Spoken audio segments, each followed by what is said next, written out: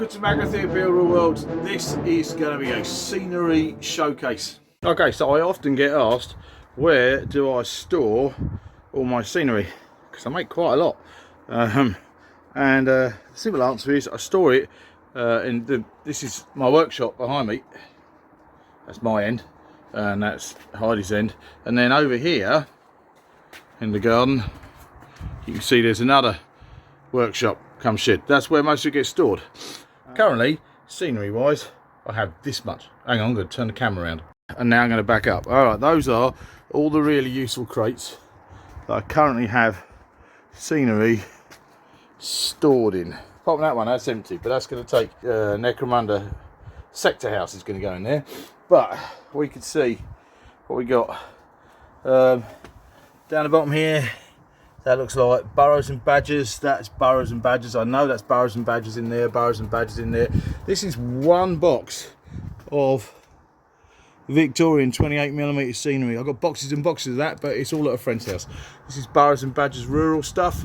Then up here there's a 40mm Wild West Church, a load of stuff for Warhammer Ahoy, 40mm pirate ships. God only knows what that is. Oh, 40mm French and Indian Wars. The empty one for the sector house. More burrows and badgers, forests. I can't even see what's in there. Oh, that looks like fortress stuff. This is 40mm pirates. That's random 28mm fantasy ruins, good for B&B. That's a scratch built brew house for Brew House Bash, the full-on game from White the Wolf. This is a bunch of Star Wars Legion scenery I'm working on. This is more 40mm pirates. 40mm Wild West Saloon, 40mm Wild West Town, 40mm Pirate Tavern, some Star Wars Legion stuff, more burrows and badgers, the new Necromunda cases. I need to find a couple more of those, more Necromunda there. What's that there? 40mm Wild West, and down the very bottom, burrows and badgers. That's quite. And this is the cupboard that I keep my figure cases in.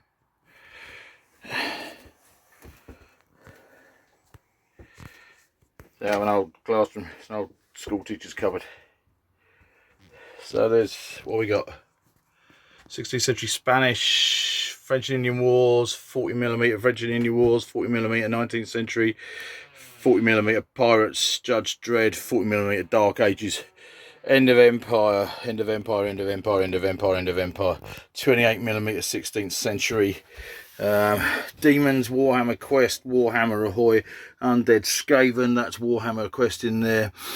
So this isn't everything, but every one of those cases is full. Oh, there's stuff up there, that's Lord of the Rings stuff. That's not everything, but everything in there is painted. So that's quite a lot of terrain in there. Every now and then, here it is. My wall of really useful crates. Every now and then I have to sort out and rearrange. While I'm doing that, I'm going to make a series of videos. They're going to be scenery showcase videos. So this one today is a 40mm pirate showcase. I'm going to do a 40mm Wild West scenery showcase. I've got some burrows and badger stuff to do. I might even get the Victorian stuff out. I do want to do a showcase just called Magrathea Builder of Pubs, because I've got a thing about building pubs. So from that point of view, I'm going to put them all together in one place. Anyway, that's all my terrain. Well, the boxes. Let's go indoors and have a look at the pirate stuff. I love playing 40mm games. 40mm figures are great fun to play with because they're bigger and chunkier. For an old fart like me, they're damn sight easier to paint than their teeny tiny Lord of the Rings models. And the problem with 40mm is that there isn't a great deal around available commercially for scenery. I say it's a problem because I probably wouldn't buy it anyway, because I'd still want to make my own. Years and years and years ago, I made 28mm pirate stuff and pirate scenery because I was involved in the writing of the Warhammer Historical Legends of the High Seas game. I wrote the most of the sailing rules that appeared in the book one way or another. Tim Kalinske, of course, in Arizona in America, wrote most of the book. I wrote the sailing stuff because I'm into ships, and I wrote the article about making a ship in the book as well, which is pretty cool. But that was a long time ago, and I kind of like sold on all that 28mm stuff. And then about 5-10 years after that, I got the bug for pirates again, and by then I was into 40mm figures, and I did the whole thing all over again. Problem with that is I needed new scenery, and the problem with that is it's much bigger. So recently I've been reorganising my store facility and moving some crates of scenery out, and one of the set of stuff that I got out was all this pirate stuff. So I thought I'd give you a chance to have a look at it first before I move it into a different storage facility, because I don't want to get rid of it this time, but it doesn't get used as much as other things. So this is part of an irregular series of Magrathea showcases of scenery that I've made. If you want, you should subscribe to this channel, and then you can find a playlist. That's a really good idea. Subscribe now. Do it. It makes a lot of sense. There's a showcase playlist which has got Burrows and Badger scenery. It'll have Necromunda scenery in it. It'll have this pirate video in it. There'll be one for my Wild West Town persistence, all sorts of bits and pieces. So I'm going to add to that as we go, because they aren't build videos, it's stuff I've already built, but it's just sitting there, and it'll be cool to share it with you. So I hope you enjoy this. This is going to be a brief tour then around my 40mm pirate scenery. I can still use this to play games of Legends of the High Seas, and my own rule set, which is called Scurvy Scum, which is lots of fun.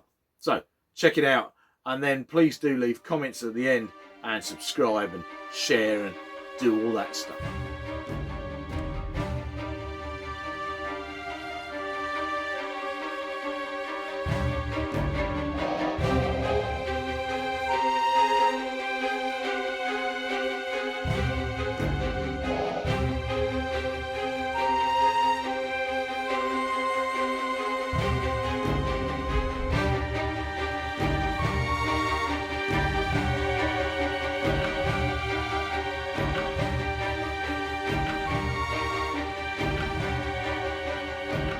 This is the Flying Fish Inn, the largest building in my 40mm pirate collection.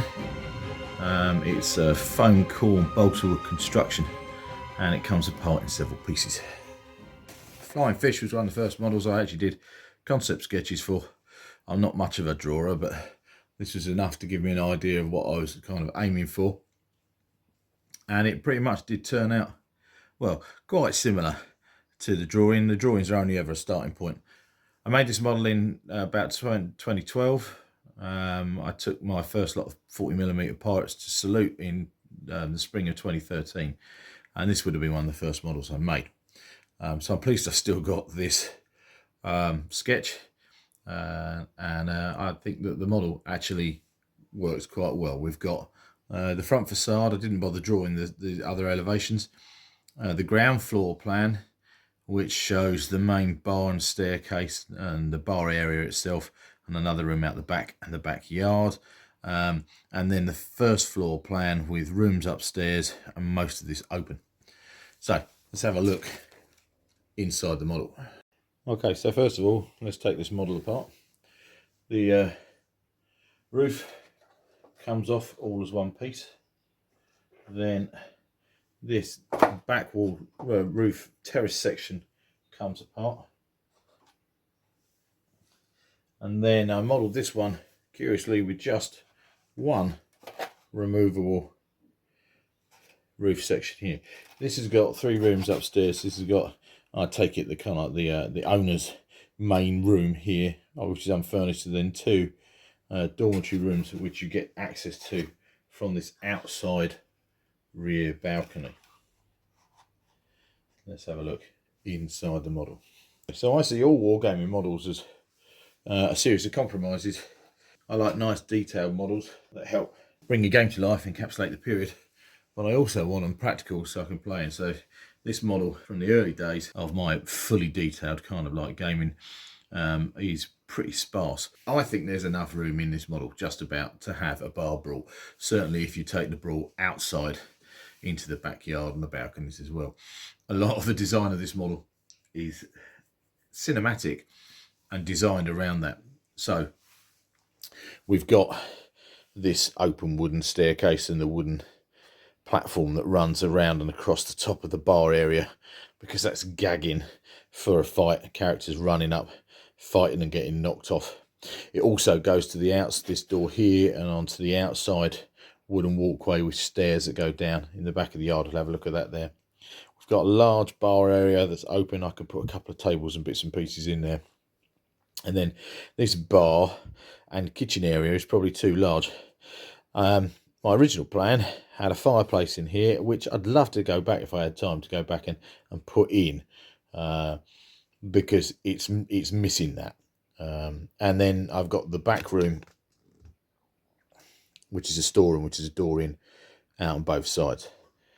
The backyard is also great from a being able to set action. We've got lots of space for scattered terrain and bits and pieces in here, and we've got lots of different access into the building. We've got this set of stairs up the outside, and this walkway, and a door in the top here. And of course, when the model's all together, there are 2 rooms which could be scenario based as well.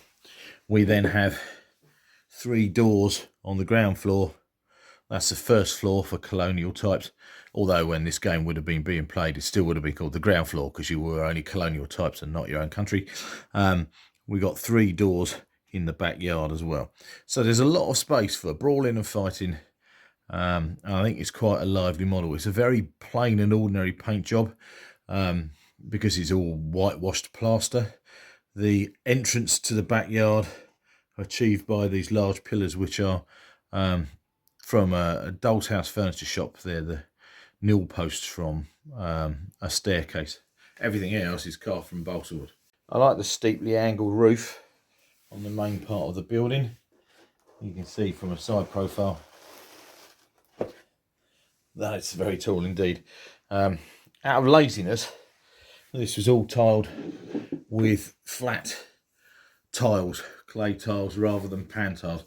If I had the time or the energy or the inclination, I'd go back and remove all of those now and find a way of putting pan tiles on, but because that's better for period and the geography. But it's still a very, very effective roof. It's got a great texture to it. There's a nice ripple in it, and the colours work really, really well. It does have some of its own figures, specifically in this case a publican and a wench. These are not Sash and Sabre figures. Most of my pirates are from Sash and Sabre. These are from Eureka in Australia, from their 40mm Three Musketeer range, and they work really, really nicely. So it's nice to have kind of characters specific to a building, and that's certainly become a theme in my later models. A lot of the stuff that I build now, I have a character and a theme and what's going on in mind before I even start on the model. And in this case here, these are the kind of dramatis personae that belong with this model. Alright, so this is a large model. This is the back view. Obviously, you can see this very handy terrace for getting characters up high and shooting off. It's a large model. It's 15 inches by 16 inches, and it's going to take up, always be the centerpiece of a Caribbean town. I really like it. It's been good fun getting these models out because it's some time since I've seen them. Let's have a look at a different model. Okay, one of the issues I often think that people have when they set out to make large projects, I certainly do, is I often get carried away with the characterful houses and buildings and where different important things live, and I never include enough just general dwellings for ordinary regular people. So this model was very much an attempt at dwellings for ordinary regular people. It's kind of 3 houses and it makes a good chunk of a street. So this is the original sketch I did for this model. As you can see from the sketch, I'm very much interested in different heights and different roof lines to make the whole thing that little bit more realistic and a little bit more interesting to look at. That was partly because I knew the model was going to be whitewash plaster and was going to be blending in. All these buildings are going to kind of blend in together, so I wanted them to look quite interesting from that point of view, and I hope that's kind of achieved that. I've put this roof on the right way around, so it looks very much like the model. I've got a 3-story townhouse over here with different balconies. Again, this is aimed at gameplay more than anything else. It means characters can get on there, get outside, get shooting at people out of windows, that kind of thing. And all 3 of these layers come apart. Then there are 2 more dwellings over here. These could both easily be shops. This one has got a shop sign out of it. I haven't decided what it is, so it's just painted red. There's a cool archway that goes through to the backyards there. This is all one piece. This all lifts off in one piece, and we'll have a look at the back gardens as well. So let's have a look at the back before we take it apart. This is another sizable model. Takes up a lot of space on the table. 17, nearly 18 inches in length, but narrower, only 10 inches deep, but still quite good. And actually on the tabletop, it's also nearly a foot tall to the chimneys. That's the cool thing about 40mm, is it's big and chunky and looks great. You don't need masses to fill a table. The problem with 40mm is that it's clunky and difficult to store. Alright, so like all my models, this is foam core and balsa wood and cardboard. So although I scratch build most of my models, this model does have a few additional features that have been put on to help along the process. We've got a Games Workshop wall here, which is the old biscuit foam stuff, which works really nicely, nice and collapsed at this end. Inside this backyard, there's a little water trough down here, standpipe water trough. Nice tree and a bit of a garden in the back of the townhouse over there. I like to think that's a slightly posher place to live than these 2 houses here, but still they're not bad. A really handy wood pile out the back here with an axe and chopped wood.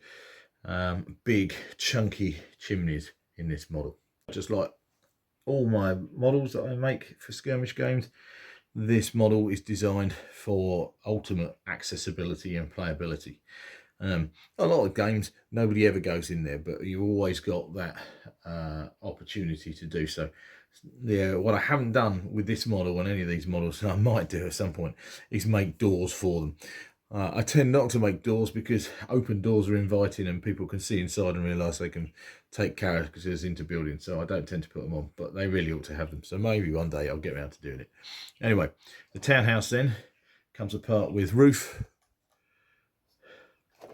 first floor, which I must confess I've cut out a hole to have stairs go through, but I haven't even bothered. Stairs are very fiddly to put into models, and the problem with stairs is that they tend to limit the amount of space you've got in your rooms. And then the first floor, again, in this case, has got the stairwell cut out, but I haven't done anything else with that.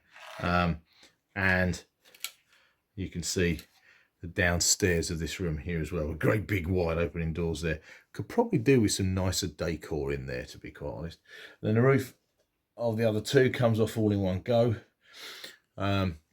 And there's a slight texture on the wall in here. It's a plaster texture that would aid painting if I ever got around to it. And again, both of these could have staircases put into them, but for the amount of effort and payback, it's not really worth it. We'll just assume they're there. And then you can see into the alley here with a doorway into the alley from this shop and another house which has got a shotgun front and back door. So there are all the components for that model. There are times when I sit there and think my model making makes things far more complicated than they need to be. But I think there's something really satisfying about that kind of model, and knowing that I could write scenarios around this particular model in my pirate town rather than any other. It's pretty cool. Right, I wonder what else are in the crates. Okay, so here's another large building in my collection. I wanted this to be accommodation, but also have a practical use too. So here is the forge. This is another one of the models where I've still got the original sketch that I did for it. It literally says concept sketch pirate building 1. So look, this is the first thing I made. House from the front, 2-story with a balcony, because balconies are pirates, you know, pirates and swords, and you know, it's very. And then this one, actually, I've got a definite floor plan on with a double back fire. Only 2 rooms downstairs, no staircase. I've got around the staircase issue by having the stairs outside, which frankly is incredibly impractical for a house, but is good from a game point of view. And then we've got this large forge built on the back and a big outside yard. I'll get onto yards in a little while. So let's have a closer look at this model. We can see front door windows, shuttered windows. Shutters always look great on a model, and now I've gone for this again, this steep angled roof, but with a flat wall at the back. It saves the on tiling apart from anything else. Big chunky chimney in this, and then around the side we have the forge. I did actually bother making the door for this model, and that's inside there. Huge chimney, lantern lit backyard with a staircase. Again, because this is all about skirmish wargaming, and I want characters to be in and out and round and about. So one long plain wall. On a number of my models, I've got this kind of foliage here, which is a cunning use of Games Workshop's original plastic trees, which look a bit odd with the way their layers of foliage work, but the foliage works really great as vines on a wall, so that works out quite nicely. Little window in the wall here because it can be used to shoot through, and a small door out into this side alley. I really like the texture on this wall here. This is just polyfiller, I think, maybe a little bit of sand in it, but gives it quite a nice rough texture, and it's been really interesting to paint. The whole model's done in that, which is pretty cool. Most of the balcony, the twirly parts of the balcony, were achieved with again doll's house staircase furniture, and that works really quite well. And then the rest is balsa wood. So let's take this apart. This model comes apart in a number of pieces. Again, the roof lifts off. No lighting in this model. First floor of the house all lifts away. The balcony stays completely in place. 2 rooms there, balsa wood floors, one big space in here. And again, I haven't used up space by making the fireplace that should go with this chimney. Nowadays, if I was making this model, I almost certainly would. And then roof off the forge, and we can see into the forge there. And again, this was 7 or 8 years ago this model was made. There wasn't just as much stuff around for little bits, anvils and all sorts of other things. I've since discovered other companies that I could get more stuff, so I'm tempted to go back and put more detail into this. Now I've had this out and I'm going to put it away. I quite like it. I've forgotten how much I love this stuff, and it could do with some TLC, some finishing off, and some added detail, just because. Anyway, that's really cool. That's the forge. I really like that. There's still more stuff to look at. Okay, so this is one of my favourite models in this range. I don't have any of the sketches for this one, but I definitely had to make this. I grew up as a sailor on the East Coast rivers and coast, and I love boats. I've always loved pirates, and you can't have a port, you can't have somewhere in the Caribbean to do with pirates unless you've got something to do with the making and repairing of boats and ships. So this is my little boatyard. It's quite cool. It's got accommodation, again, 2-story. The roofs are totally different profile to a lot of the other models. Nowhere near as steep, but that's fine. And again, they really ought to be pan tiles rather than flat. But you know what, it all looks nice. The colours are right, and from that point of view, it's a roof. Everybody knows it's a roof. It's not a problem. I'm not going to lose any sleep over it. What I like about this model more than anything else is the detail in the boatyard. Let's go and have a closer look. This is the shipwright's yard, and this is where I started to think a little bit more about detail. This bench over the back here, there's handy anchor chain lying around, we've got rope, and we've got the shipwright's lunch all laid out on a plate there. Then this rowing boat that he's working on, tarring the underneath in its own right. Oh, it comes out, first of all, this was made, apart from anything else, so I could loose, so if I want I could put it inside. He could work inside his great big shed there in bad weather. This is a plastic rowing boat toy which I've added the bottom to, the keel and all the clinker there, because it was flat bottomed. That works really nicely. The shipwright is a sash and saver pirate with a wooden mallet in his hand. Or you know, in this case, he's just a tricorn wearing bloke who lives in the Caribbean working on boats. He also doubles up as a carpenter on board one of my pirate ships. So it's starting to get that feel. It's definitely got enough character. We know what's going on in this yard. This store over here, see if we can get down there, is a lumber store. So we've got piles of lumber piled up on trestles so they all stay nice and dry and seasoned properly. And we've got wood axes and other woodworking tools and a pile of lumber. So I like the detail on this model. It's enough to tell us what's going on, but it's clutter free, if we like. Apart from anything else, we can remove the big boat. This can come out, sit outside the yard quite happily. And we've got enough room for a fight or whatever to go on inside there. Take the roof off the boat shed at the back. We can see that it's easily big enough to accommodate the rowing boat inside, so the boat right can work in out of the rain if it rains in one of those tropical kind of thunderstorms. You'll notice that the inside of this model hasn't got any texture on the wall, not wood or anything else, which kind of works. It's fine. It's not really necessary, but nowadays, again, I'd probably do something about that. Along with the roof of the boat shed, the first floor also comes apart.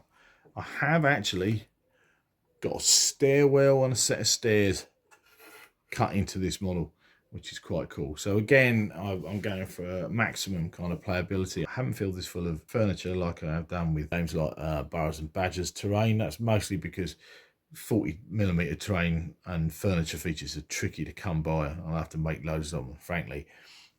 It's not really worth it. So you can see the timber store nicely over the back over there. Planks and planks of balsa cut, planking all cut in there, ready for the shipwright to use on his next project. And again, like a lot of the other models on this base, this is quite large on its hardboard base. That's a foot going that way, and front to back, it's just about 15 inches. So it's a good size model. 40mm. The backyard walls are 3 inches tall. So it's quite a tall wall for figures to be scaling.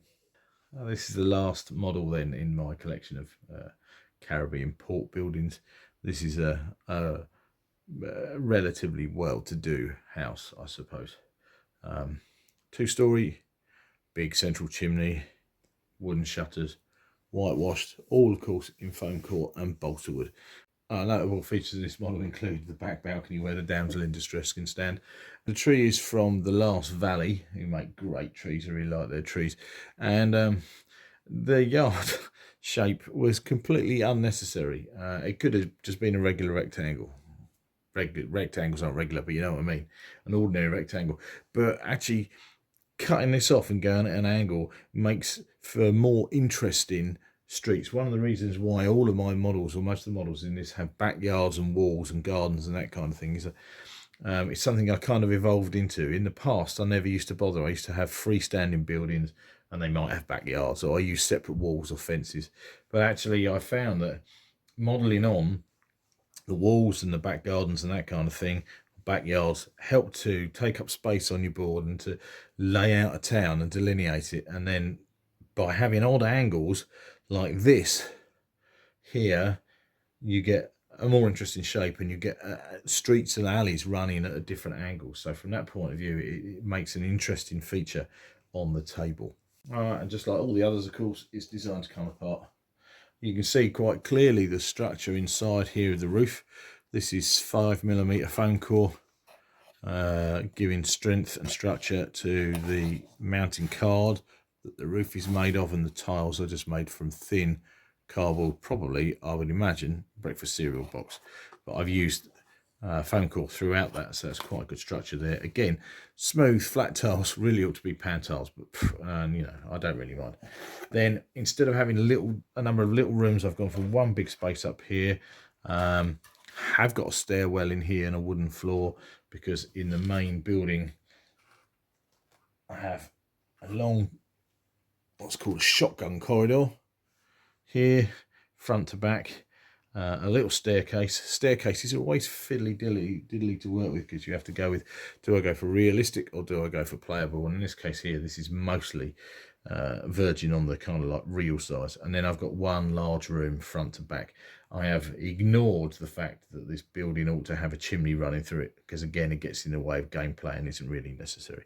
And then we get this cool tight side alley here that runs down. I'm not sure why that wood store never got its own little roof. Maybe there is a little roof for it somewhere. I just don't know where it is.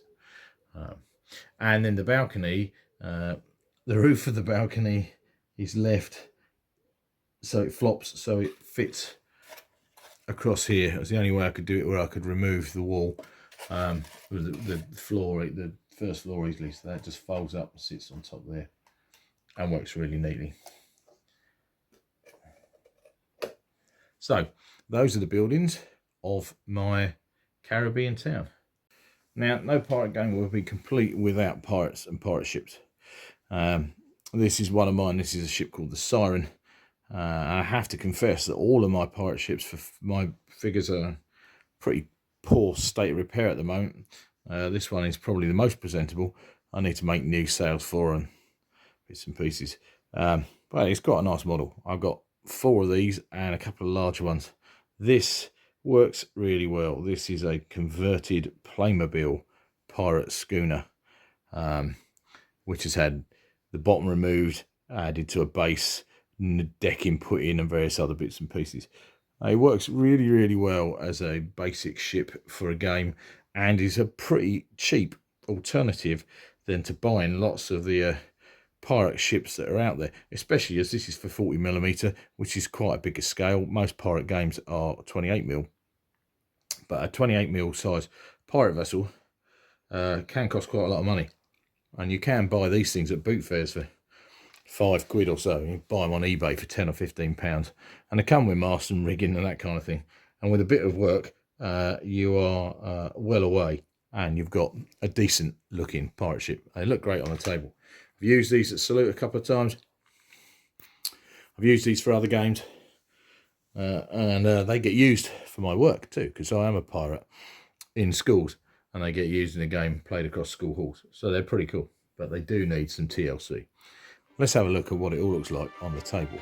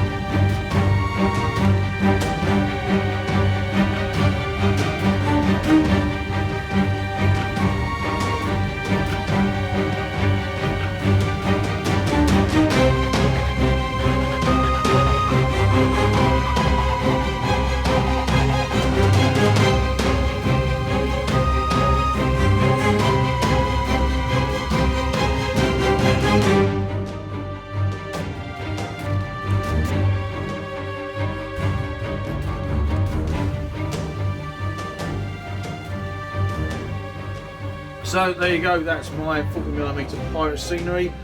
Some of it is 8 years old now and it's looking a little bit worse for wear. I need to repair the odd bit and make it good again. My ships certainly need a lot of work. There are, I think, 6 or 7 ships in my collection and every single one of them needs some attention. I'd love to go back and make a few more buildings for that and detail the inside and bits and pieces, but I've got so many other projects that's right down the list of things that I need to be getting on with. The next scenery showcase is probably going to be my Wild West 40mm scenery. There's quite a lot more of that than there is of the pirate stuff. I've built a complete town called Persistence, and I use that with my own rule set, mostly Blaze of Glory, but it'll work with any Wild West set of rules, especially Legends of the Old West, that kind of thing. So keep an eye out for that. In fact, if you're interested, make sure you've subscribed. Click the subscribe button and then you won't miss any of the showcases or any of the builds that I'm doing in the future. Please do leave comments down below. I love to know what you think of my models, particularly kind of like the retro stuff, the stuff that I've done before. I'm really happy with those models. I still really like them, but I think some of my model making has kind of like come on since then. I've learnt quite a lot, and some of my more recent builds are definitely better. So thanks for watching Magrathea Builder of Worlds, and I hope to see you next time.